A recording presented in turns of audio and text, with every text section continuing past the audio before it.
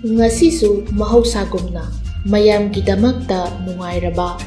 phungawari ama puduna lakjari.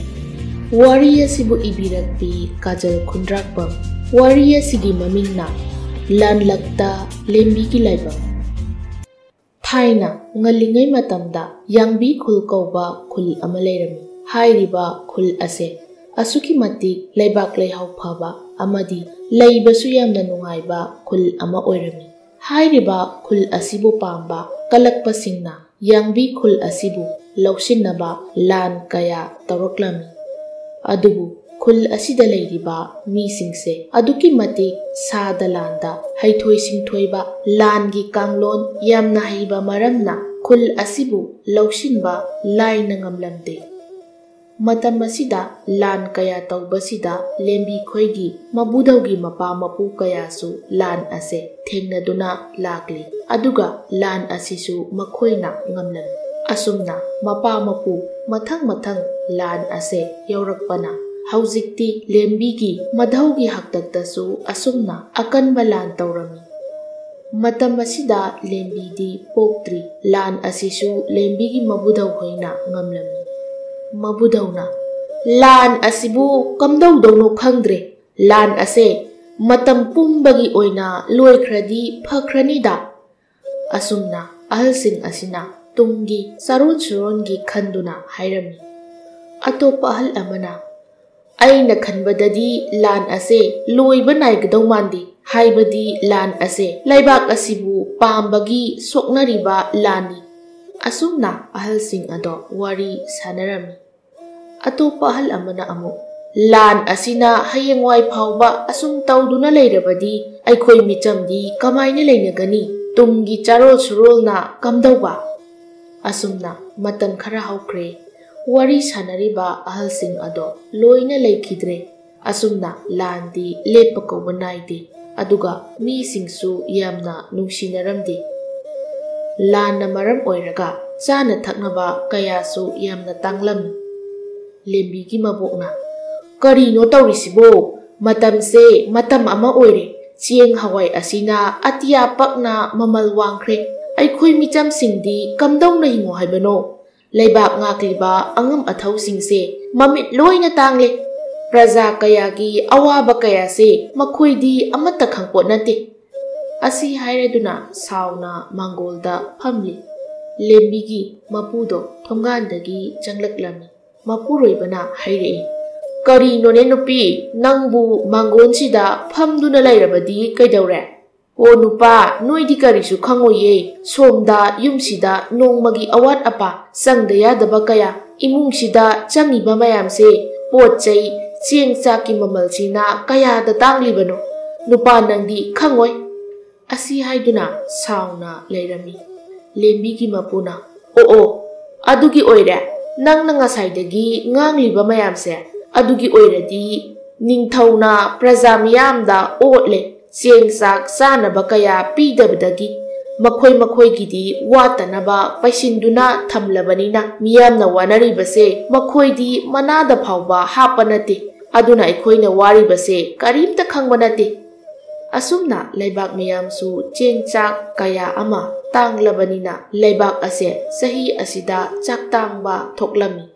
Asumna leibak praja miyamna ningthaugi lanmi kayada landaba amadi loisangda puriba miyoisingi yumda changduna chengchak kaya niba changba haurami. Ningthaugi phamnaiba amana he kana lei miyam ama aigi yumda laklibase makoi asi aigi yumsida cheng hawai kaya niba laklibani aduna makoi ase sangaktanaba thong ado lonsilu. Asi haiduna manai singda laurami. Manai amana changlaktuna thong ado lonsillami. Nupi amana mayam yengbiu aikhoina wana laksaduna ningthaugi phamnaiba pairibasingi yumda sangjaduna hapta amagi manungda amurak natraga anirak khak laksabasibu makhoina praja aikhoibu minungsi utpide tawrise. Atopa nupi amana amu chummi leibak miyamgi awabase makhoidi ubipot nate makhoina cheng hawai sana thaknaba pumnamak paisinduna thamle. Asumna lakliba nupising ado yamna saurami. Atopa nupi amana amu ꯃꯌꯥꯝ ꯉꯁꯤꯗꯤ ꯑꯩꯈꯣꯏꯗ ꯃꯟꯇ꯭ꯔꯤ ꯑꯁꯤꯅ ꯎꯠꯂꯤꯕ ꯃꯑꯣꯡ ꯃꯇꯧ ꯑꯁꯦ ꯌꯥꯝꯅ ꯂꯨꯗꯦ ꯑꯗꯨꯅ ꯐꯝꯅꯥꯏꯕ ꯑꯁꯤꯅ ꯆꯠꯀꯗꯕ ꯂꯝꯕꯤꯗꯣ ꯑꯩꯈꯣꯏꯅ ꯊꯤꯡꯒꯗꯕꯅꯤ ꯑꯩꯈꯣꯏꯅ ꯃꯈꯣꯏꯒꯤ ꯌꯨꯝꯗ ꯍꯞꯇꯥ ꯑꯃꯗ ꯑꯃꯨꯔꯛ ꯑꯅꯤꯔꯛ ꯃꯈꯣꯏꯒꯤ ꯌꯨꯝꯗ ꯆꯦꯡ ꯍꯋꯥꯏ ꯈꯔ ꯄꯤꯕꯤꯌꯨ ꯍꯥꯏꯖꯕꯁꯤꯕꯨ ꯃꯈꯣꯏꯅ ꯄꯤꯕꯤꯗ꯭ꯔꯕꯅꯤꯅ ꯑꯇꯣꯞꯄ ꯅꯨꯄꯤ ꯑꯃꯅ ꯑꯃꯨꯛ ꯃꯥꯅꯤ ꯇꯧꯒꯗꯕꯅꯤ ꯑꯩꯈꯣꯏꯒꯤ ꯅꯨꯄꯥꯁꯤꯡꯕꯨꯅ ꯃꯈꯣꯏꯅ ꯐꯥꯗꯨꯅ ꯃꯁꯥꯅ ꯌꯥꯗ꯭ꯔꯕꯁꯨ ꯏꯄꯥ ꯏꯄꯨꯒꯤ ꯍꯥꯛꯇꯛꯇꯒꯤ ꯂꯝꯒꯤ ꯊꯣꯛꯂꯛꯂꯤꯕ ꯂꯥꯟ ꯑꯁꯤꯗ ꯌꯥꯎꯍꯟꯗꯨꯅ ꯂꯩꯔꯦ ꯑꯗꯨꯒ ꯃꯈꯣꯏꯒꯤ ꯐꯝꯅꯥꯏꯕꯁꯤꯡꯁꯤꯅ ꯃꯆꯥ ꯃꯁꯨꯁꯤꯡꯗꯣ ꯁꯣꯛꯀꯅꯤ ꯈꯟꯗꯨꯅ ꯑꯇꯣꯞꯄ ꯁꯥꯐꯒꯗꯕ ꯃꯐꯝꯗ ꯊꯩꯗꯨꯅ ꯂꯩꯍꯟꯕ ꯑꯁꯤ ꯍꯥꯏꯗꯨꯅ ꯅꯨꯄꯤꯁꯤꯡꯁꯦ ꯌꯥꯝꯅ ꯁꯥꯎꯅꯗꯨꯅ ꯍꯟꯅꯈꯤ ꯅꯣꯡꯉꯥꯜꯂꯗꯨꯅ ꯌꯨꯝꯊꯣꯡ ꯈꯨꯗꯤꯡ ꯅꯨꯄꯤ ꯑꯃꯃꯝ ꯊꯣꯔꯛꯇꯨꯅ ꯂꯝꯕꯤ ꯊꯤꯡꯕ ꯍꯧꯅꯈꯤ ꯑꯁꯨꯝꯅ ꯂꯝꯕꯤ ꯊꯤꯡꯕ ꯍꯧꯅꯔꯛꯇꯨꯅ ꯂꯝ ꯈꯨꯗꯤꯡꯒꯤ ꯂꯝꯕꯤ ꯊꯤꯡꯂꯝꯃꯤ ꯐꯝꯅꯥꯏꯕ ꯑꯃꯅ ꯑꯣ ꯆꯥꯎꯕ ꯇꯥꯕ꯭ꯔꯣ ꯅꯪꯕꯨ ꯁꯤꯗ ꯑꯃꯨꯛꯇ ꯂꯥꯛꯎꯅꯦ ꯆꯥꯎꯕ ꯇꯥꯔꯗꯨꯅ ꯂꯥꯛꯂꯝꯃꯤ ꯑꯗꯨꯒ ꯀꯔꯤ ꯍꯥꯏꯕꯤꯒꯗꯕ ꯍꯪꯖꯔꯝꯃꯤ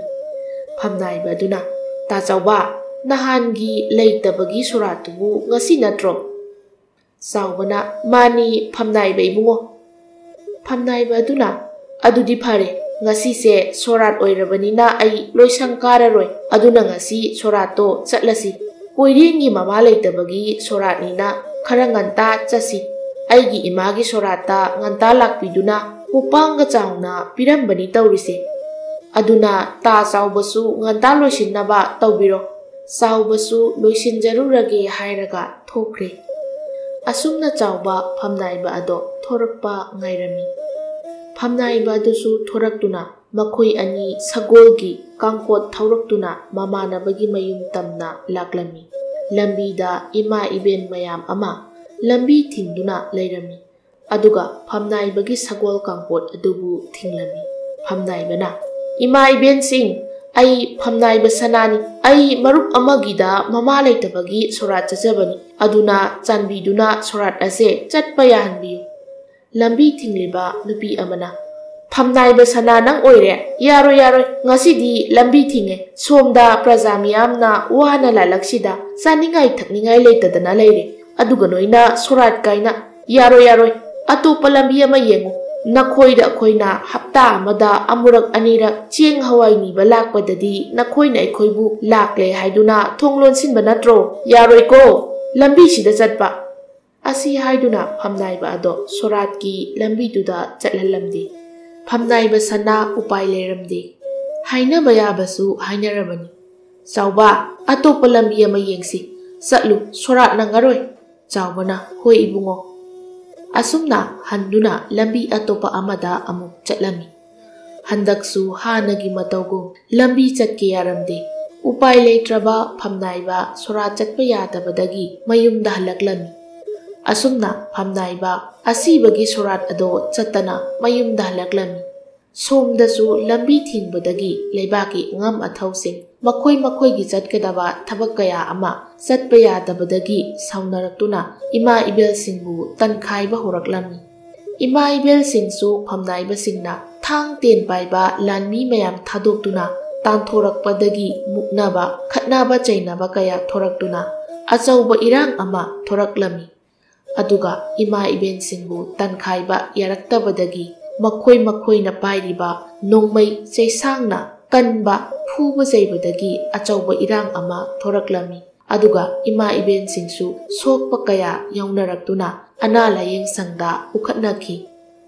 खुनगी मियाम अमा मिफम फमदुना थोकलिबा लान अमदी इमा इबेनसिंगबु थांग तेन पाइबा लानमीसिंगना पू चैरकपगी मतांगदा वा खनरी नुपा अमना मयाम पुंबा ताबियो ngasi tariba leibaki awa na singse leingakna karimata khangbi ubide mase ningthau amalai haibagi kari kanai nupi amana chummi aduni mayamsu khanduna yengbiyu thorakliba leibaki irangse leiriba phamnaiba singsina karimata yengsinbide lambi thingiba ima iben singbu makhoina lanmi kaya thadoktuna tamthina phubiduna sokpa panba kaya ama yauribani फमनाइबसिंदो मखोइना मियामगी मतेंग पांगलुबा नत्तबनिना मियामना ngangnariba mayamdo amatta tasinadana leirami asumna फमनाइबसिंदो ꯃꯥꯒꯤ ꯊꯣꯛꯄ ꯂꯩꯅꯔꯝꯃꯤ꯫ ꯑꯁꯨꯝꯅ ꯃꯇꯝ ꯈꯔ ꯍꯧꯈꯤꯔꯝꯃꯤ꯫ ꯃꯇꯝ ꯈꯔ ꯂꯩꯔꯒ ꯂꯦꯝꯕꯤꯒꯤ ꯃꯄꯥꯒ ꯃꯃꯥꯒꯅ ꯂꯨꯍꯣꯡꯗꯨꯅ ꯂꯦꯝꯕꯤ ꯄꯣꯛꯂꯝꯃꯤ꯫ ꯂꯦꯝꯕꯤꯒꯤ ꯃꯄꯥ ꯃꯃꯥꯁꯨ ꯂꯥꯏꯔꯕ ꯏꯃꯨꯡ ꯑꯣꯏꯔꯨꯕꯅ ꯅꯣꯡꯃꯒꯤ ꯊꯕꯛ ꯑꯐꯪ ꯑꯐꯪꯕ ꯁꯨꯔꯝꯃꯤ꯫ ꯂꯦꯝꯕꯤꯒꯤ ꯃꯃꯥꯁꯨ ꯅꯣꯡꯃꯒꯤ ꯃꯥꯁꯨ ꯃꯥꯒꯤ ꯃꯄꯨꯔꯣꯏꯕꯒꯤ ꯃꯇꯦꯡ ꯄꯥꯡꯗꯨꯅ ꯅꯨꯡꯁꯤꯅꯅ ꯂꯩꯃꯤꯟꯅꯔꯝꯃꯤ꯫ ꯂꯦꯝꯕꯤꯒꯤ ꯃꯄꯥꯅ, "ꯅꯨꯄꯤ, ꯏꯆꯥ ꯂꯦꯝꯕꯤꯁꯦ ꯐꯖꯅ ꯂꯩꯃꯤꯟꯅꯧꯀꯣ, ꯑꯩ ꯊꯕꯛ ꯆꯠꯂꯨꯈꯤꯒꯦ" ꯑꯁꯤ ꯍꯥꯏꯗꯨꯅ ꯆꯠꯈꯤꯔꯝꯃꯤ꯫ ꯂꯦꯝꯕꯤꯒꯤ ꯃꯃꯥꯅ, "ꯍꯣꯏ ꯅꯨꯄꯥ, ꯏꯆꯥ ꯂꯦꯝꯕꯤꯁꯦ ꯑꯩꯒ ꯂꯩꯇ꯭ꯔꯗꯤ ꯀꯅꯥꯒ ꯂꯩꯗꯣꯏꯅꯣ" ꯑꯁꯤ ꯍꯥꯏꯗꯨꯅ ꯅꯣꯛꯇꯨꯅ ꯐꯥꯒꯤ ꯇꯧꯔꯝꯃꯤ꯫ ꯂꯦꯝꯕꯤꯒꯤ ꯃꯄꯥꯁꯨ ꯍꯔꯥꯎꯅ ꯃꯥꯒꯤ ꯅꯨꯄꯤ ꯑꯉꯥꯡꯕꯨ ꯅꯨꯡꯁꯤꯅ ꯌꯦꯡꯂꯝꯂꯒ ꯆꯠꯈꯤꯔꯝꯃꯤ꯫ ꯑꯁꯨꯝꯅ ꯃꯇꯝ ꯈꯔ ꯂꯩꯔꯒ ꯂꯩꯕꯥꯛꯀꯤ ꯏꯔꯥꯡꯁꯨ ꯌꯥꯝꯅ ꯀꯟꯁꯤꯜꯂꯛꯂꯝꯃꯤ꯫ ꯂꯦꯝꯕꯤꯒꯤ ꯃꯄꯥꯁꯨ ꯊꯕꯛ ꯆꯠꯂꯦ ꯆꯠꯐꯝ ꯈꯪꯗꯦ꯫ ꯅꯣꯡꯃꯒꯤ ꯁꯨꯔꯒ ꯆꯥꯕ ꯏꯃꯨꯡꯅꯤꯅ ꯁꯨꯗꯅꯁꯨ ꯂꯩꯕ ꯌꯥꯗꯦ꯫ ꯂꯦꯝꯕꯤꯒꯤ ꯃꯧꯄ꯭ꯋꯥ ꯑꯃꯁꯨ ꯄꯣꯛꯂꯝꯃꯤ꯫ ꯑꯁꯤꯅ ꯃꯔꯝ ꯑꯣꯏꯔꯒ ꯂꯦꯝꯕꯤꯒꯤ ꯃꯃꯥꯁꯨ ꯊꯕꯛ ꯑꯀꯟꯕ ꯁꯨꯕ ꯌꯥꯗꯕꯅ ꯂꯦꯝꯕꯤꯅ ꯌꯨꯝꯒꯤ ꯊꯕꯛ ꯀꯌꯥ ꯇꯧꯔꯝꯃꯤ꯫ ꯂꯦꯝꯕꯤꯒꯤ ꯃꯄꯥꯅ, "ꯏꯄꯥꯒꯤ ꯏꯕꯦꯝꯃ ꯂꯦꯝꯕꯤ, ꯅꯪꯕꯨ ꯂꯩꯕ꯭ꯔꯣ? ꯑꯃꯨꯛꯇ ꯊꯣꯛꯂꯛꯎ" ꯂꯦꯝꯕꯤꯁꯨ ꯃꯄꯥꯟꯗ ꯃꯄꯥꯅ ꯀꯧꯔꯤꯕꯗꯣ ꯇꯥꯔꯗꯨꯅ, "ꯀꯔꯤ ꯍꯥꯏꯒꯦ ꯄꯥꯕ?" ꯃꯄꯥꯅ, "ꯏꯕꯦꯝꯃ, ꯌꯦꯡꯉꯨ, ꯂꯥꯟꯁꯤꯁꯨ ꯑꯁꯨꯝ ꯀꯟꯁꯤꯜꯂꯛꯂꯦ꯫ ꯅꯈꯣꯏ ꯅꯆꯤꯟ ꯅꯅꯥꯎꯁꯨ ꯆꯥꯎꯗ꯭ꯔꯤ꯫ ꯏꯄꯥꯗꯤ ꯂꯩꯇꯕꯅꯤꯅ ꯅꯣꯡꯃꯒꯤ ꯊꯕꯛ ꯈꯔ ꯁꯨꯗ꯭ꯔꯗꯤ ꯀꯗꯥꯏꯗꯒꯤ ꯆꯥꯅꯤ? ꯑꯗꯨꯅ ꯊꯕꯛ ꯆꯠꯇꯕ ꯌꯥꯗꯦ꯫ ꯑꯗꯨꯅ ꯏꯄꯥꯒꯤ ꯂꯦꯝꯕꯤ, ꯅꯪ ꯅꯃꯥ ꯑꯃꯗꯤ ꯅꯧꯄ꯭ꯋꯥꯕꯨ ꯐꯖꯅ ꯌꯦꯡꯁꯤꯜꯂꯨ꯫ ꯅꯃꯥꯁꯦ ꯃꯁꯥ ꯁꯣꯜꯂꯤꯕꯅꯤꯅ ꯑꯔꯨꯝꯕ ꯊꯕꯛ ꯏꯟꯈꯥꯡꯒꯗꯣ ꯇꯧꯍꯜꯂꯨꯅꯨꯀꯣ꯫ ꯅꯪ ꯋꯥꯔꯁꯨ ꯋꯥꯅ ꯃꯇꯝ ꯈꯔꯗꯤ ꯊꯕꯛꯇꯣ ꯇꯧꯈꯣꯀꯣ" ꯑꯁꯤ ꯍꯥꯏꯔꯝꯗꯨꯅ ꯂꯦꯝꯕꯤꯒꯤ ꯃꯄꯥ ꯑꯗꯣ ꯆꯠꯈꯤꯔꯝꯃꯤ꯫ ꯂꯦꯝꯕꯤꯁꯨ ꯂꯩꯁꯥꯕꯤ ꯃꯆꯥ ꯐꯥꯔꯛꯂꯕꯅꯤꯅ ꯃꯄꯥ ꯃꯃꯥꯒꯤ ꯑꯋꯥꯕ ꯀꯌꯥꯁꯦ ꯃꯥꯁꯨ ꯂꯣꯏꯅ ꯎꯔꯝꯃꯤ꯫ ꯑꯗꯨꯅ ꯃꯥꯁꯨ ꯃꯃꯥꯅ ꯍꯥꯟꯅ ꯇꯧꯔꯝꯕ ꯊꯕꯛꯇꯣ ꯇꯧꯔꯒꯦ ꯈꯜꯂꯗꯨꯅ ꯐꯤ ꯁꯥꯕ, ꯊꯔꯣꯏ ꯈꯨꯟꯗꯨꯅ ꯌꯣꯟꯕ ꯇꯧꯔꯝꯃꯤ꯫ ꯂꯦꯝꯕꯤꯒꯤ ꯃꯃꯥꯗꯣ ꯂꯦꯝꯕꯤꯒꯤ ꯃꯇꯧ ꯑꯁꯤ ꯎꯕꯗ ꯃꯆꯥꯒꯤ ꯑꯋꯥꯕ ꯑꯁꯤꯗ ꯃꯃꯥꯁꯨ ꯌꯥꯝꯅ ꯅꯨꯡꯉꯥꯏꯔꯝꯗꯦ꯫ ꯑꯁꯨꯝꯅ ꯂꯦꯝꯕꯤ ꯃꯃꯥ ꯃꯄꯥꯒꯤ ꯑꯋꯥꯕꯗ ꯈꯪꯖꯤꯟꯗꯨꯅ ꯃꯃꯥ ꯃꯄꯥꯒꯤ ꯃꯇꯦꯡ ꯀꯌꯥ ꯄꯥꯡꯁꯤꯜꯂꯝꯃꯤ꯫ ꯅꯥꯀꯟ ꯑꯃꯗꯁꯨ ꯂꯥꯟ ꯍꯧꯔꯤꯕ ꯂꯩꯕꯥꯛꯁꯤꯕꯨ ꯃꯨꯟꯅꯔꯤꯕ ꯐꯠꯇ꯭ꯔꯕ ꯃꯤꯁꯤꯡꯅ ꯈꯟꯅꯔꯝꯃꯤ꯫ ꯂꯥꯟ ꯑꯁꯦ ꯑꯩꯈꯣꯏꯅ ꯉꯝꯈꯤꯒꯗ꯭ꯔꯥ? ꯂꯥꯟ ꯑꯁꯤꯅ ꯆꯝꯖꯔꯕ ꯃꯤꯌꯥꯝ ꯑꯃꯗꯤ ꯀꯌꯥꯗ ꯑꯋꯥ ꯑꯅꯥ ꯅꯪꯍꯜꯂꯕ꯫ ꯑꯁꯨꯝꯅ ꯂꯥꯟꯃꯤ ꯑꯃꯅ ꯍꯥꯏꯔꯨꯕꯗ ꯐꯝꯅꯥꯏꯕ ꯂꯥꯟꯃꯤ ꯑꯃꯅ ꯈꯨꯝꯂꯛꯏ, "ꯀꯔꯤꯅꯣ ꯅꯣꯏꯅ ꯉꯥꯡꯂꯤꯕꯁꯤꯡꯁꯦ? ꯂꯥꯟ ꯑꯁꯤ ꯑꯩꯈꯣꯏꯅ ꯉꯝꯗꯕ ꯌꯥꯗꯦ꯫ ꯂꯩꯕꯥꯛ ꯑꯁꯦ ꯑꯩꯈꯣꯏꯅ ꯑꯣꯏꯍꯧꯗꯕ ꯌꯥꯗꯦ꯫ ꯂꯩꯕꯥꯛ ꯑꯁꯤꯗ ꯂꯩꯔꯤꯕ ꯃꯤꯆꯝ ꯄ꯭ꯔꯖꯥ ꯈꯨꯗꯤꯡꯃꯛ ꯑꯩꯈꯣꯏꯒꯤ ꯏꯈꯥꯗ ꯊꯝꯗꯨꯅ ꯑꯩꯈꯣꯏꯅ ꯍꯥꯏꯕ ꯄꯨꯝꯅꯃꯛ ꯇꯧꯍꯟꯒꯗꯕꯅꯤ꯫ ꯂꯩꯕꯥꯛ ꯑꯁꯤꯕꯨ ꯁꯥꯁꯣꯟ ꯇꯧꯔꯤꯕ, ꯂꯩꯕꯥꯛ ꯑꯁꯤꯒꯤ ꯑꯉꯝ ꯑꯊꯧꯁꯤꯡꯕꯨ ꯑꯩꯈꯣꯏꯅ ꯇꯧ ꯍꯥꯏꯕ ꯊꯕꯛꯇꯣ ꯇꯧꯍꯟꯒꯗꯕꯅꯤ꯫ ꯀꯔꯤꯒꯨꯝꯕ ꯊꯕꯛꯇꯣ ꯇꯧ ꯍꯥꯏꯕ ꯌꯥꯗ꯭ꯔꯒꯅ ꯍꯥꯠꯀꯗꯕꯅꯤ꯫ ꯍꯧꯖꯤꯛ ꯑꯩꯈꯣꯏꯒꯤ ꯂꯥꯟꯃꯤ ꯃꯁꯤꯡ ꯋꯥꯠꯇ꯭ꯔꯦ꯫ ꯂꯥꯟꯃꯤꯁꯤꯡ ꯂꯣꯏꯅ ꯌꯧꯅꯔꯛꯂꯅꯤ꯫ ꯑꯗꯨꯅ ꯂꯥꯟ ꯑꯁꯤ ꯍꯥꯟꯅꯗꯒꯤꯁꯨ ꯇꯧꯗꯨꯅ ꯂꯥꯛꯂꯤ, ꯍꯧꯖꯤꯛꯁꯨ ꯃꯈꯥ ꯇꯥꯅ ꯇꯧꯗꯨꯅ ꯑꯩꯈꯣꯏꯒꯤ ꯃꯈꯥꯗ ꯊꯝꯒꯗꯕꯅꯤ"꯫ ꯂꯥꯟꯃꯤ ꯑꯃꯅ, "ꯐꯒꯅꯤ ꯐꯝꯅꯥꯏꯕ,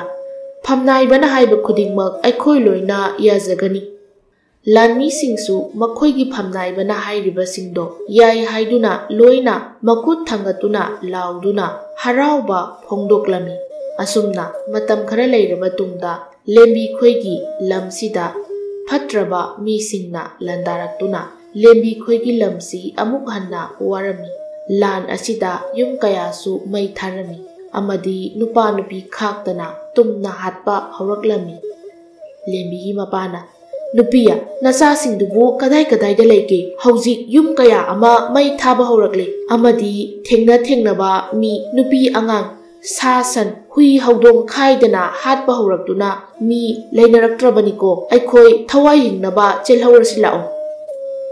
ꯂꯦꯝꯕꯤꯒꯤ ꯃꯃꯥꯅ, "ꯇꯥꯔꯦ ꯅꯨꯄꯥ, ꯑꯩꯁꯨ ꯉꯁꯥꯏꯗꯒꯤ ꯏꯆꯥꯁꯤꯡꯁꯦ ꯂꯣꯏꯁꯤꯜꯂꯤꯕꯅꯤ꯫ ꯂꯦꯝꯕꯤ, ꯆꯠꯂꯁꯤ ꯂꯥꯛꯑꯣ"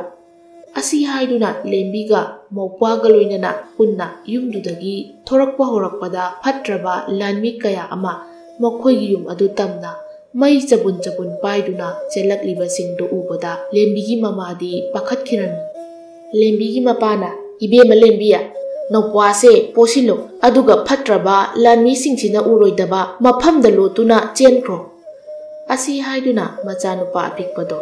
पोसनहन्दुना चेल्हनखि लेम्बीना मपादा पाबा इमासी यामना पाखतख्रे कमाय तौदोइनो असी हाइदुना लेम्बीदो कपचरमी ममागी मतौबु उरगा लेम्बी यामना वारमी लेम्बीगी मपाना लेम्बीबु कप्पा थेंबीदुना लोट लोटुना चेल्हनखि लेम्बीगी ममासु मचा अनितगी थवाइबु हिंजरदि खंदुना मचानुपी लेम्बीबु मनम नंबीदुना अमदी मचानुपा अपिकपदुबु चेकना कोंदुना नुंगसीना चुपीदुना मचादो चेल्हनखिरमी अदुगा लेम्बीगी ममासु मचासिंगना चेनखिबदु उरगा हेना पाखतुना वानथरक्लमी लेम्बीगी मपाना मागी नुपीबु थांदुना इंखोलगी असोंगबा मफम अमदा लैसिनखिदुना लोटलमी फत्रबा लामीसिंग अदुना लेम्बी खोइगी युमदो मई थाबा हौरक्लमी अदु उपदा लेम्बीगी मपादी मथमोय कायरमी युम असिबु सानम होटनबदा कया वाजखिबा मागी नुपी अमदी माना कयादा वाना युम असे सादुना युम असिगी मनुंगदा असा कया तौदुना मागी नुपीगा मागना वारसु वाबा कया खंगमिनदुना नोकना लेमिनखिबा कया अदो निंगसिंगदुना यामना कपजरम मखोंदी थोक्तना यामना वाना कपजरी असोमना कपतुना लेरिङै कदोमदगिनो खंगहौदना फत्रबा लानी अमा चंगलक्तुना मखोइगी मतै मनावदो फारमी लेम्बीगी ममासु वखल तारकपदा मागी नुपादुबु फत्रबा लामीसिंगना यामना थीना फुदुना लेरिबदो उरमी अदु उबदा मागी मपुरोइबबु अदुमना तौबिगनु हाइरमी अदुबु फत्रबा लामीसिंगना मागी नुपाबु अदुम फुबा लेपलमदे ngaiak leiraga magi nupado sor honba leplami magi nupado phatraba lami singduna sire khanduna hundoklami aduga lembigi mama dubu tamthina phuduna thamlami phuba henmanbadagi lembigi mamadi macha nupa pokpa kuidribanina khudakta sirami asumna phatraba lami singdo makhoigi matai manau sire khanduna harauna chatkirami nong haladuna khungi miyam khara laklami aduga lembigi mama mapa तादुना लेरिबदो उबदा चेंसिंदुना हौगतुना येंगलुबदा लेंबिगी Mamadi सीदुना लेरमले मपादी मिहुन खरा लेबदगी अनकपदा लेबा माइबा अमगी युमदा लाक्तुना लेंबिगी मपाबु लायेंगलमी असुमना लायेंगलुबदगी लेंबिगी मपादो खरा फरकलमी असोमदना लेंबिदो मनाव नुपा अदो पुदुना चेलकपदा मखोइगी खुंगंग अदो हेंदोरक्तुना अतोपा लाना यहोदबा खुंगंग अमदा थुंगलमी खुंगंग अदुगी नुपा अमना लेंबिगी मतौ उबदा अदुम खंगलमी थंगनबा खुंगंगदा लाना सोखलबा नुपी मचा अमनी हाइबसे पासिना लेंबीबु मखोइगी युमदा पुसिंदुना लेंबी अमदी मौपागी मसा अदो यामना सोलंबदुदा अंगांगनिना लमसांग असि लाकपदा वरमलनी खंगलमी मदुदा नुपादुगी युमदा लैबा अरैबा असा अथक कया पिजरमी अदुगा मखोइगी खुंगंगदुदा कमदौना लांदारकपनो हाइबदो हंगलमी कमदौना मचिन मनावना चेंथोरकपा अदुगा मखोइगी ममा मपादी कदाइदा लेहौरगे हाइदुना हंगलमी लेंबीना नुपादुदा पाबुंग अइखोइ इचिन इनावबु नुंगसिबियु अइखोइगी खुंगंगदुसु फत्रबा लम पांबा मियोइसिंगना लांदारकपदगी अइखोइ इमा पाबगा पुन्ना चेंथोरकनबा तौरिङै फत्रबा मियोइसिंगदुना उख्रनी खंदुना इपा इमाना अइखोइ अनिबु हाना चेंथोक हलकपनी इमा पाबा अनिदी करम तौरिनो खंदे मखोइ मी फत्रबा सिंगदुना हालमगद्रा खंदे असी हाइदुना लेंबीदो यामना कपजरमी नुपा असिना लेंबीबु थेमजिनबिरमी अदुगा हाइरक्लमी करीमता खनगनु इबेमा इपा लैरिसिदी इपाना नखोइबु युमसिदा लैबगी अयाबा पीरबनी नखोइना लैनिंगबा मतम फावबा लैयु असी हाइदुना लेंबीबु कप्पा थेंबीरी असुमना मतम खरसु लैथदुना लेंबीना युमदुगी थबक इंखांग पुंबा तौरमी अदुगा नुपादुना लाइरबनिना सादबदी यादे अदुना नुंतीगी थबक सुबा चटलमी लेंबीसु युमगी थबक अमुक तौ मौपा नुपाबु अमुक सेना तौदुना वाना लैरमी असुमना मतम खरा लैरबा तुंगदा लेंबीना लेरिबा खुंगंग असिदसु अमुक फत्रबा लंपांबा मियोइसिंदुना लंदारकलमी नुमिदांगी मतमनी लेंबी मनाव नुपागा तुमदुना लेरिङै खुनगी मी लांगनबगी मखोल अमा ताई हाइदुना येंथोकलुबदा खरा लापना युम खरा मै चाकपा उरकलमी लेंबीना नुपादुदा पाबा हौगतलो ꯑꯔꯥꯞꯄꯗ ꯌꯨꯝ ꯈꯔ ꯃꯩ ꯆꯥꯛꯂꯤ꯫ ꯑꯩꯈꯣꯏꯒꯤ ꯌꯨꯝꯁꯤꯁꯨ ꯑꯃꯨꯛ ꯃꯣꯏꯅ ꯂꯥꯟꯗꯥꯔꯛꯂꯅꯤ, ꯑꯗꯨꯅ ꯑꯩꯈꯣꯏ ꯆꯦꯜꯍꯧꯔꯁꯤ꯫ ꯅꯨꯄꯥ ꯑꯗꯨꯁꯨ ꯂꯦꯝꯕꯤꯅ ꯄꯥꯈꯠꯅ ꯀꯧꯕꯗꯨ ꯇꯥꯕꯗ ꯈꯪꯕꯣꯏ ꯂꯥꯛꯄꯣꯏ ꯍꯧꯒꯠꯂꯝꯃꯤ, ꯑꯗꯨꯒ ꯊꯣꯡꯅꯥꯎꯗ ꯌꯦꯡꯊꯣꯛꯂꯝꯃꯤ꯫ ꯑꯔꯥꯞꯄꯗ ꯌꯨꯝ ꯈꯔ ꯃꯩꯅ ꯆꯥꯛꯄ ꯑꯗꯨ ꯎꯕꯗ ꯃꯈꯣꯏꯁꯨ ꯌꯨꯝꯗꯨꯗꯒꯤ ꯁꯦꯜ ꯈꯔ ꯄꯨꯗꯨꯅ ꯆꯦꯟꯊꯣꯔꯛꯄꯗ ꯐꯠꯇ꯭ꯔꯕ ꯃꯤꯑꯣꯏꯁꯤꯡꯗꯨꯅ ꯍꯥꯟꯅ ꯎꯔꯗꯨꯅ ꯆꯦꯟꯁꯤꯜꯂꯛꯇꯨꯅ ꯅꯨꯄꯥ ꯑꯗꯨꯕꯨ ꯊꯥꯡꯅ ꯊꯤꯟꯗꯨꯅ ꯍꯥꯠꯇꯣꯛꯂꯝꯃꯤ꯫ ꯑꯗꯨ ꯎꯕꯗ ꯂꯦꯝꯕꯤꯗꯤ ꯄꯥꯈꯠꯇꯨꯅ ꯃꯧꯄ꯭ꯋꯥ ꯅꯨꯄꯥ ꯑꯗꯨꯕꯨ ꯄꯣꯠꯁꯤꯟꯗꯨꯅ ꯍꯟꯅ ꯀꯅꯥꯕꯨꯁꯨ ꯌꯦꯡꯂꯝꯗ ꯆꯦꯟꯈꯤꯔꯝꯃꯤ꯫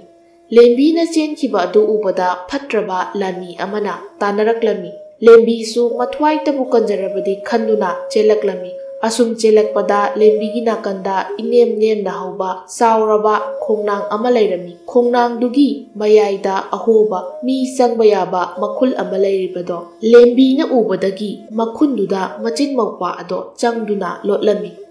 ꯃꯧꯄ꯭ꯋꯥ ꯅꯨꯄꯥ ꯑꯗꯨꯕꯨꯅ ꯃꯆꯤꯟ ꯈꯨꯝꯖꯤꯟꯗꯨꯅ ꯀꯞꯄ ꯃꯈꯣꯜ ꯇꯥꯗꯅꯕ ꯍꯣꯠꯅꯔꯝꯃꯤ꯫ ꯂꯥꯟꯃꯤ ꯑꯃꯅ "ꯁ꯭ꯋꯥꯏꯁꯤꯗ ꯍꯧꯖꯤꯛꯇ ꯆꯦꯟꯁꯤꯟꯈꯤꯕꯅꯤ, ꯀꯗꯥꯏꯗ ꯆꯦꯟꯈ꯭ꯔꯕ?" ꯑꯁꯤ ꯍꯥꯏꯗꯨꯅ ꯀꯣꯏꯊꯤ ꯊꯤꯔꯝꯃꯤ꯫ "ꯑꯣꯟꯊꯣꯛꯅ ꯍꯩꯈ꯭ꯔꯦꯗ, ꯑꯉꯥꯡ ꯃꯥꯅ ꯍꯩꯅ ꯅꯥꯟꯊꯣꯛꯈ꯭ꯔꯦꯗ" ꯑꯁꯤ ꯍꯥꯏꯗꯨꯅ ꯇꯛꯁꯤ ꯁꯣꯜꯂꯝꯃꯤ꯫ ꯃꯐꯝ ꯈꯨꯗꯤꯡ ꯊꯤꯕ ꯌꯥꯕ ꯊꯤꯔꯕꯁꯨ ꯂꯦꯝꯕꯤꯗꯤ ꯐꯪꯗꯕꯗꯨꯗ ꯁꯥꯎꯔꯗꯨꯅ ꯂꯥꯟꯃꯤ ꯅꯨꯄꯥꯗꯣ ꯆꯠꯈꯤꯔꯝꯃꯤ꯫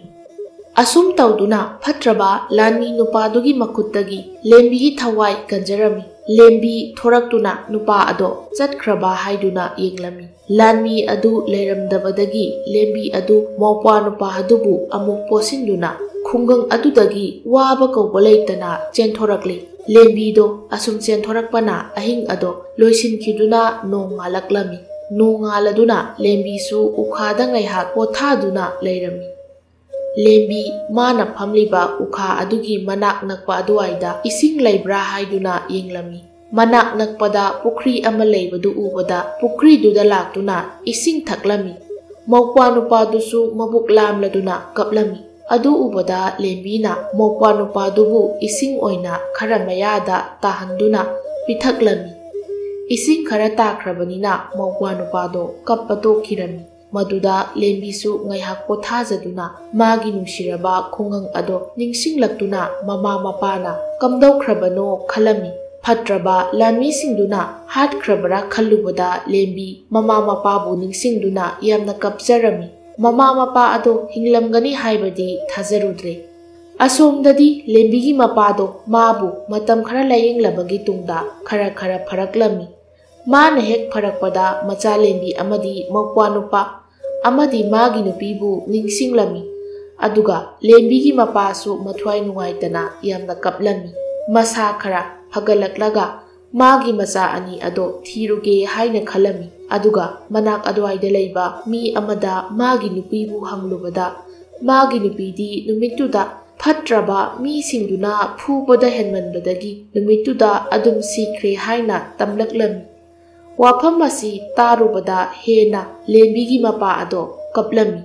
ꯑꯗꯨꯒ ꯃꯥꯅ ꯃꯥꯒꯤ ꯃꯊꯃꯣꯏꯗ ꯈꯟꯖꯔꯝꯃꯤ, ꯃꯆꯥꯅꯨꯄꯤ ꯂꯦꯝꯕꯤ ꯑꯃꯗꯤ ꯃꯆꯥꯅꯨꯄꯥ ꯑꯗꯣ ꯊꯤꯔꯗꯨꯅ ꯄꯨꯟꯅ ꯑꯃꯨꯛꯇ ꯂꯩꯃꯤꯟꯅꯒꯦ ꯈꯜꯂꯝꯃꯤ꯫ ꯑꯁꯣꯝꯗꯁꯨ ꯂꯦꯝꯕꯤ ꯉꯥꯏꯍꯥꯛ ꯄꯣꯊꯥꯔꯗꯨꯅ ꯍꯧꯒꯠꯂꯝꯃꯤ꯫ ꯑꯗꯨꯒ ꯃꯥꯒꯤ ꯂꯩꯐꯝ ꯊꯤꯕ ꯍꯧꯔꯛꯂꯝꯃꯤ꯫ ꯑꯁꯨꯝꯅ ꯋꯥꯔꯁꯨ ꯋꯥꯅ ꯍꯟꯗꯛꯇꯤ ꯈꯔ ꯂꯥꯞꯅ ꯈꯨꯟ ꯑꯃ ꯌꯧꯔꯛꯂꯝꯃꯤ꯫ ꯈꯨꯟ ꯑꯗꯣ ꯍꯦꯛ ꯌꯧꯔꯛꯄꯗ ꯈꯨꯟ ꯑꯗꯨꯁꯨ ꯍꯥꯟꯅ ꯂꯥꯟꯅ ꯃꯔꯝ ꯑꯣꯏꯔꯒ ꯐꯤꯚꯝ ꯌꯥꯝꯅ ꯁꯣꯛꯄ ꯃꯐꯝ ꯑꯣꯏꯔꯝꯃꯤ꯫ ꯑꯗꯨꯕꯨ ꯂꯦꯝꯕꯤꯁꯨ ꯍꯤꯡꯗꯕꯗꯤ ꯌꯥꯗꯦ ꯈꯟꯗꯨꯅ ꯃꯅꯥꯎ ꯅꯨꯄꯥꯗꯨꯒ ꯃꯥꯒ ꯇꯞꯅ ꯇꯞꯅ ꯂꯥꯛꯇꯨꯅ ꯌꯨꯝ ꯑꯃꯗ ꯆꯪꯂꯛꯂꯝꯃꯤ꯫ ꯌꯨꯝ ꯑꯗꯣ ꯃꯤ ꯂꯩꯕ ꯎꯔꯝꯗꯦ꯫ ꯂꯦꯝꯕꯤꯅ ꯈꯜꯂꯝꯃꯤ, ꯌꯨꯝ ꯑꯁꯤꯕꯨ ꯀꯅꯥꯁꯨ ꯂꯩꯇꯕ ꯖꯥꯠꯂꯥ, ꯑꯃꯨꯛꯇꯗꯤ ꯀꯧꯔꯒ ꯌꯦꯡꯒꯦ ꯑꯁꯤ ꯈꯟꯗꯨꯅ ꯀꯧꯔꯝꯃꯤ꯫ ꯌꯨꯝꯁꯤꯕꯨ ꯃꯤ ꯂꯩꯕ꯭ꯔꯣ? ꯉꯥꯏꯍꯥꯛ ꯑꯁꯨꯝ ꯀꯧꯔꯕꯒꯤ ꯇꯨꯡꯗ ꯅꯨꯄꯤ ꯑꯃ ꯈꯨꯝꯂꯛꯄ ꯇꯥꯔꯝꯃꯤ꯫ ꯂꯦꯝꯕꯤꯁꯨ ꯃꯤ ꯂꯩꯔ ꯃꯥꯜꯂꯦ ꯈꯟꯗꯨꯅ ꯍꯔꯥꯎꯖꯔꯝꯃꯤ꯫ ꯉꯥꯏꯍꯥꯛ ꯂꯩꯔꯒ ꯅꯨꯄꯤ ꯑꯃ ꯊꯣꯔꯛꯂꯝꯃꯤ꯫ ꯅꯨꯄꯤ ꯑꯗꯨꯅ "ꯀꯅꯥꯅꯣꯅꯦꯍꯦ, ꯅꯣꯡ ꯍꯦꯛ ꯉꯥꯟꯕꯒ ꯀ꯭ꯋꯥꯛ ꯇꯧꯅ ꯈꯣꯡꯂꯤꯕꯗꯨꯕꯣ?" ꯑꯁꯤ ꯍꯥꯏꯗꯨꯅ ꯉꯥꯡꯗꯨꯅ ꯊꯣꯔꯛꯂꯝꯃꯤ꯫ ꯅꯨꯄꯤ ꯑꯁꯤ ꯎꯕꯗ ꯂꯦꯝꯕꯤꯗꯤ ꯏꯀꯥꯏꯔꯦ, ꯑꯗꯨꯕꯨ ꯍꯥꯏꯗꯕꯗꯤ ꯌꯥꯗꯕꯅꯤꯅ ꯍꯥꯏꯔꯝꯃꯤ꯫ ꯅꯨꯄꯤꯗꯨꯅ ꯍꯪꯂꯛꯂꯝꯃꯤ, "ꯏꯕꯦꯝꯃ, ꯅꯪꯗꯤ ꯀꯅꯥꯅꯣ? ꯀꯔꯤꯒꯤ ꯌꯨꯝꯁꯤꯗ ꯂꯥꯛꯂꯤꯕꯅꯣ?" ꯂꯦꯝꯕꯤꯅ, "ꯏꯃꯥ, ꯑꯩꯈꯣꯏ ꯑꯔꯥꯞꯄ ꯈꯨꯡꯒꯪ ꯑꯃꯗꯒꯤꯅꯤ꯫ ꯑꯩꯈꯣꯏꯒꯤ ꯈꯨꯡꯒꯪ ꯑꯗꯣ ꯐꯠꯇ꯭ꯔꯕ ꯃꯤꯑꯣꯏ ꯈꯔꯅ ꯂꯥꯟꯗꯥꯔꯛꯇꯨꯅ ꯑꯩꯈꯣꯏꯒꯤ ꯈꯨꯟꯗꯨꯒꯤ ꯃꯤ ꯑꯃꯠꯇ ꯂꯩꯇ꯭ꯔꯦ꯫ ꯂꯣꯏꯅ ꯂꯥꯟꯖꯦꯟꯅꯈ꯭ꯔꯦ꯫ ꯑꯗꯨꯅ ꯑꯩꯈꯣꯏꯁꯨ ꯂꯥꯟꯖꯦꯜꯂꯛꯂꯤꯕꯅꯤ꯫ ꯅꯨꯡꯁꯤꯕꯤꯗꯨꯅ ꯑꯩꯈꯣꯏꯕꯨ ꯆꯪꯖꯐꯝ ꯄꯤꯕꯤꯌꯨ꯫ ꯅꯨꯄꯤ ꯑꯗꯨꯅ, ꯀꯔꯤꯅꯣ ꯏꯕꯦꯝꯃ, ꯃꯤꯒꯤ ꯃꯌꯨꯝꯗ ꯂꯥꯛꯂꯒ ꯍꯦꯛꯇ ꯆꯪꯖꯐꯝ ꯄꯤꯕꯤꯌꯨ ꯍꯥꯏꯕꯣ? ꯆꯪꯖꯐꯝꯒ ꯂꯩꯇꯦ꯫ ꯍꯧꯖꯤꯛꯅꯦ ꯂꯥꯟꯁꯤꯅ ꯑꯩꯈꯣꯏꯁꯨ ꯆꯥꯅꯤꯡꯉꯥꯏ ꯊꯛꯅꯤꯡꯉꯥꯏ ꯐꯥꯎꯕ ꯂꯩꯇ꯭ꯔꯦ꯫ ꯑꯗꯨꯅ ꯂꯩꯐꯝꯒ ꯂꯩꯇꯦ꯫ ꯂꯦꯝꯕꯤꯅ, ꯏꯃꯥ, ꯆꯥꯟꯕꯤꯗꯨꯅ ꯏꯆꯤꯟ ꯏꯀ꯭ꯋꯥꯕꯨ ꯅꯨꯡꯁꯤꯕꯤꯗꯨꯅ ꯆꯪꯖꯐꯝ ꯄꯤꯕꯤꯌꯨ꯫ ꯑꯩꯈꯣꯏ ꯂꯩꯐꯝ ꯂꯩꯇꯕꯒꯤ ꯇꯧꯕꯅꯤ꯫ ꯅꯨꯄꯤ ꯑꯗꯨꯅ ꯊꯤꯅ ꯉꯥꯡꯗꯨꯅ ꯂꯦꯝꯕꯤꯒꯤ ꯃꯆꯤꯟ ꯃꯧꯄ꯭ꯋꯥꯕꯨ ꯇꯥꯟꯊꯣꯔꯛꯂꯝꯃꯤ꯫ ꯂꯦꯝꯕꯤꯁꯨ ꯎꯄꯥꯏ ꯂꯩꯇꯕꯅꯤꯅ ꯃꯧꯄ꯭ꯋꯥ ꯅꯨꯄꯥꯗꯨꯒ ꯄꯨꯟꯅ ꯊꯣꯔꯛꯇꯨꯅ ꯑꯇꯣꯞꯄ ꯑꯃꯗ ꯑꯃꯨꯛ ꯌꯦꯡꯕ ꯊꯣꯔꯛꯂꯝꯃꯤ꯫ ꯑꯁꯨꯝꯅ ꯂꯦꯝꯕꯤ ꯃꯃꯥ ꯃꯄꯥꯕꯨ ꯅꯤꯡꯁꯤꯡꯗꯨꯅ ꯀꯞꯇꯨꯅ ꯊꯣꯔꯛꯂꯝꯃꯤ꯫ ꯂꯦꯝꯕꯤꯅ ꯀꯞꯇꯨꯅ ꯂꯥꯛꯄꯗꯣ ꯅꯨꯄꯥ ꯑꯃꯅ ꯎꯔꯝꯃꯤ꯫ ꯑꯗꯨꯒ ꯃꯥꯒꯤ ꯋꯥꯈꯜꯗ ꯈꯜꯂꯝꯃꯤ, ꯀꯔꯤꯅꯣ ꯑꯥꯗ ꯑꯉꯥꯡ ꯅꯨꯄꯤ ꯃꯆꯥ ꯑꯃ ꯀꯞꯇꯨꯅ ꯂꯥꯛꯂꯤꯕꯁꯤꯕꯣ? ꯀꯔꯤ ꯇꯧꯕ ꯌꯥꯎꯔꯕꯖꯥꯠꯅꯣ? ꯑꯁꯤ ꯈꯜꯂꯗꯨꯅ ꯃꯅꯥꯛ ꯅꯛꯅ ꯆꯪꯁꯤꯜꯂꯛꯂꯝꯃꯤ꯫ ꯏꯕꯦꯝꯃ, ꯅꯪꯕꯨ ꯀꯅꯥꯅꯣ? ꯀꯔꯤ ꯂꯝꯗꯒꯤꯅꯣ? ꯀꯔꯤꯒꯤꯅꯣ ꯅꯪꯅ ꯅꯊꯋꯥꯏ ꯌꯥꯝꯅ ꯋꯥꯅ ꯀꯞꯂꯤꯕꯗꯤ? ꯀꯔꯤ ꯇꯧꯕ ꯌꯥꯎꯔꯒꯦ? ꯂꯦꯝꯕꯤꯅ, ꯏꯄꯥ, ꯑꯩ ꯑꯊꯥꯞꯄ ꯈꯨꯡꯒꯪ ꯑꯃꯗꯒꯤꯅꯦ꯫ ꯑꯩꯈꯣꯏꯒꯤ ꯈꯨꯡꯒꯪꯗꯣ ꯂꯥꯟꯅ ꯃꯔꯝ ꯑꯣꯏꯔꯒ ꯃꯤ ꯑꯃꯠꯇ ꯂꯩꯇ꯭ꯔꯦ꯫ ꯂꯣꯏꯅ ꯂꯥꯟꯖꯦꯟꯅꯈ꯭ꯔꯦ꯫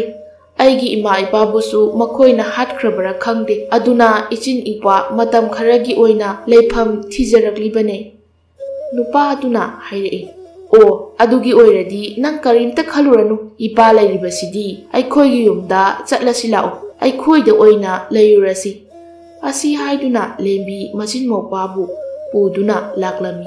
ꯌꯨꯝ ꯌꯧꯔꯗꯨꯅ ꯃꯥꯒꯤ ꯅꯨꯄꯤ ꯀꯧꯊꯣꯛꯂꯝꯃꯤ꯫ ꯑꯗꯨꯒ ꯂꯦꯝꯕꯤꯒꯤ ꯃꯆꯤꯟ ꯃꯧꯄ꯭ꯋꯥꯕꯨ ꯉꯁꯤꯗꯒꯤ ꯌꯨꯝꯁꯤꯗ ꯃꯈꯣꯏ ꯄꯨꯟꯅ ꯂꯩꯃꯤꯟꯅꯔꯒꯗꯕꯅꯤ ꯍꯥꯏꯔꯝꯃꯤ꯫ ꯋꯥꯁꯤ ꯇꯥꯕꯗ ꯃꯥꯒꯤ ꯅꯨꯄꯤꯁꯨ ꯀꯔꯤꯁꯨ ꯍꯥꯏꯗꯅ ꯂꯦꯝꯕꯤꯒꯤ ꯃꯆꯤꯟ ꯃꯧꯄ꯭ꯋꯥꯕꯨ ꯄꯨꯁꯤꯟꯈꯤꯔꯝꯃꯤ꯫ ꯑꯁꯨꯝꯅ ꯂꯦꯝꯕꯤꯁꯨ ꯌꯨꯝꯁꯤꯗ ꯂꯩꯕ ꯍꯧꯔꯛꯄꯗ ꯌꯨꯝꯗꯨꯒꯤ ꯅꯨꯄꯤꯗꯨꯅ ꯏꯁꯧ ꯂꯥꯡꯕ ꯍꯧꯔꯛꯂꯝꯃꯤ꯫ ꯃꯥꯒꯤ ꯅꯨꯄꯥꯗ ꯍꯥꯏꯔꯝꯃꯤ, ꯌꯨꯝ ꯑꯁꯤꯗ ꯃꯤꯔꯦꯝ ꯈꯔ ꯂꯩꯗꯅ ꯊꯥꯛꯄ ꯋꯥꯔꯦ꯫ ꯂꯥꯟꯒ ꯑꯣꯏꯕꯅꯦ, ꯆꯦꯡ ꯆꯥꯛꯅꯒ ꯇꯥꯡꯕꯅꯦ꯫ ꯑꯣꯟꯊꯣꯛꯅ ꯋꯥꯈ꯭ꯔꯕ ꯃꯇꯥꯡꯁꯤꯗ ꯑꯩꯒꯤ ꯅꯨꯄꯥꯁꯤꯅ ꯃꯤꯅꯨꯡꯁꯤ ꯆꯥꯎꯔꯤꯅꯤ ꯍꯥꯏꯗꯨꯅ ꯃꯤꯒꯤ ꯃꯆꯥꯕꯨ ꯄꯨꯔꯛꯄꯗꯒꯤ ꯍꯧꯖꯤꯛꯇꯤ ꯆꯥꯅꯤꯡꯉꯥꯏ ꯆꯦꯡ ꯐꯥꯎꯕ ꯂꯩꯇ꯭ꯔꯦ꯫ ꯊꯕꯛꯁꯤꯅ ꯃꯔꯣꯜ ꯑꯃ ꯀꯅꯥꯅ ꯇꯧꯕꯤꯅꯤ? ꯏꯇꯣꯝꯇ ꯇꯧꯔꯦ꯫ ꯃꯤꯔꯦꯝ ꯃꯌꯥꯝꯒꯤ ꯁꯦꯕꯥ ꯇꯧꯗꯨꯅ ꯂꯩꯔꯦ꯫ ꯂꯦꯝꯕꯤꯁꯨ ꯌꯨꯝꯁꯤꯗ ꯂꯩꯔꯤꯕꯁꯤ ꯊꯕꯛ ꯑꯃꯠꯇ ꯇꯧꯗꯕꯗꯤ ꯅꯠꯇꯦ꯫ ꯃꯥꯁꯨ ꯃꯥꯒꯤ ꯑꯉꯝꯕ ꯊꯕꯛ ꯃꯌꯥꯝ ꯑꯃ ꯇꯧꯔꯤꯕꯅꯤ꯫ ꯑꯗꯨꯕꯨ ꯌꯨꯝꯕꯨꯁꯤꯅ ꯂꯩꯍꯟꯅꯤꯡꯗꯕꯒꯤ ꯋꯥ ꯍꯥꯏꯔꯤꯕꯅꯤ꯫ ꯅꯨꯄꯤꯁꯤꯅ ꯂꯦꯝꯕꯤꯕꯨ ꯀꯧꯊꯣꯛꯂꯝꯃꯤ꯫ ꯑꯗꯨꯒ ꯁꯨꯃꯥꯡꯗ ꯐꯧꯔꯤꯕ ꯐꯧ ꯃꯌꯥꯝ ꯑꯗꯣ ꯍꯧꯖꯤꯛꯃꯛ ꯐꯧ ꯑꯗꯨ ꯁꯨ, ꯑꯗꯨꯒ ꯆꯥꯛ ꯊꯣꯡꯉꯨ ꯍꯥꯏꯔꯝꯃꯤ꯫ ꯂꯦꯝꯕꯤꯁꯨ ꯋꯥꯏ ꯍꯥꯏꯕ ꯇꯧꯗꯅ ꯄꯤꯔꯛꯂꯤꯕ ꯊꯕꯛ ꯑꯗꯣ ꯉꯝꯅꯕ ꯇꯧꯔꯝꯃꯤ꯫ ꯂꯦꯝꯕꯤꯒꯤ ꯃꯇꯧ ꯑꯁꯤ ꯎꯕꯗ ꯌꯨꯝꯗꯨꯒꯤ ꯅꯨꯄꯥ ꯑꯗꯣ ꯌꯥꯝꯅ ꯁꯥꯎꯔꯗꯨꯅ ꯃꯥꯒꯤ ꯅꯨꯄꯤꯗ ꯌꯥꯝꯅ ꯆꯩꯔꯝꯃꯤ꯫ ꯑꯗꯨꯕꯨ ꯃꯥꯒꯤ ꯅꯨꯄꯥꯒꯤ ꯋꯥꯗꯣ ꯃꯥꯒꯤ ꯅꯨꯄꯤꯅ ꯇꯥꯔꯝꯗꯦ꯫ ꯊꯣꯏꯅꯗꯨꯝ ꯃꯥꯒꯤ ꯅꯨꯄꯥꯗ ꯑꯣꯟꯈꯠꯇꯨꯅ ꯁꯧꯔꯝꯃꯤ꯫ ꯃꯥꯒꯤ ꯅꯨꯄꯥꯁꯨ ꯃꯥꯒꯤ ꯅꯨꯄꯤꯒꯤ ꯃꯇꯧꯗ ꯃꯥꯟꯅꯕ ꯇꯜꯂꯗꯨꯅ ꯃꯥꯒꯤ ꯃꯊꯧ ꯑꯗꯣ ꯇꯧꯗꯨꯅ ꯂꯩꯔꯝꯃꯤ꯫ ꯑꯁꯨꯝꯅ ꯅꯣꯡꯃ ꯅꯣꯡꯃꯒꯤ ꯂꯦꯝꯕꯤꯕꯨ ꯑꯣꯠꯄ, ꯊꯕꯛ ꯀꯥ ꯍꯦꯟꯅ ꯁꯨꯍꯟꯕ, ꯆꯥꯛꯁꯨ ꯐꯖꯅ ꯄꯤꯖꯗꯕ, ꯃꯈꯣꯏꯅ ꯆꯥꯕꯒꯤ ꯑꯔꯦꯝꯕ ꯑꯣꯏꯅ ꯄꯤꯖꯔꯝꯃꯤ꯫ ꯑꯁꯨꯝꯅ ꯇꯣꯏꯅ ꯇꯧꯕꯅ ꯂꯦꯝꯕꯤꯗꯣ ꯃꯁꯥ ꯈꯔ ꯁꯣꯛꯆꯤꯜꯂꯝꯃꯤ꯫ ꯂꯦꯝꯕꯤꯁꯨ ꯃꯐꯝ ꯑꯁꯤꯗ ꯁꯨꯝ ꯂꯩꯔꯕꯗꯤ ꯃꯥꯁꯨ ꯋꯥꯕ ꯍꯦꯜꯂꯛꯂꯅꯤ ꯈꯜꯂꯝꯃꯤ꯫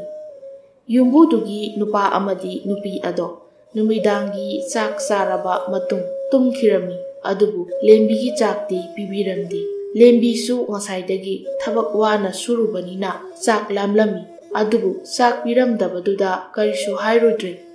ꯑꯁꯨꯝ ꯉꯥꯏꯍꯥꯛ ꯂꯩꯔꯒ ꯃꯧꯄ꯭ꯋꯥ ꯑꯗꯨꯕꯨ ꯄꯣꯠꯁꯤꯟꯗꯨꯅ ꯑꯍꯤꯡꯗꯨꯗ ꯌꯨꯝꯗꯨꯗꯒꯤ ꯊꯣꯔꯛꯂꯝꯃꯤ꯫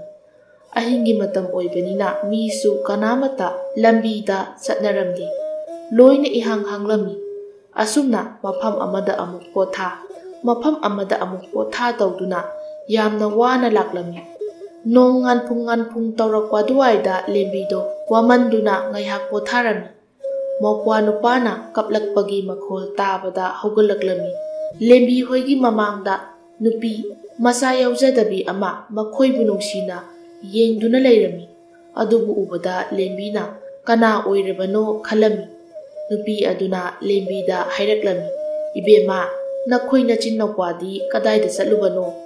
ꯅꯣꯏꯒꯤ ꯏꯃꯥ ꯏꯄꯥꯗꯤ ꯀꯗꯥꯏꯗ ꯂꯩꯒꯦ? ꯂꯦꯝꯕꯤꯅ ꯏꯃꯥ ꯏꯄꯥꯗꯤ ꯂꯩꯇ꯭ꯔꯦ,